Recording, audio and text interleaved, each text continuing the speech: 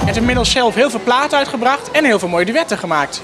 Ja, duetten zeker. Het laatste duet heb ik met Hein van de Spitfires opgenomen. Ik zal hem met de pielen voor de boxers slaan. Daar heb ik heel veel dialect aan moeten leren, want dat is een Achterhoeks dialect. En we praten in Zwolle ook wel een klein beetje plat. Maar Achterhoeks dialect is toch nog anders. Dus dat heb ik geoefend en ik moet eerlijk zeggen, ik ben er zelf heel blij mee. En Hein die vond het ook goed. Hein van de Spitfire zelf.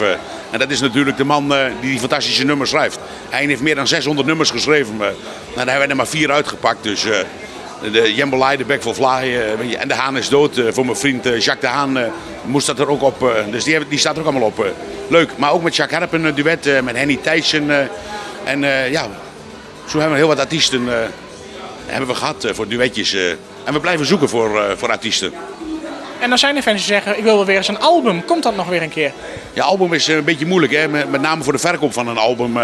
Ik heb wel zoveel singles uitgebracht dat ik wel een album uit kan brengen. Maar ik heb ook mijn Holland Festijn en daar zijn we wel met een album bezig. Een album van Holland Festijn en dan met meerdere artiesten op dat album. Dus we zijn wel met albums bezig, maar dan meer een algemeen album.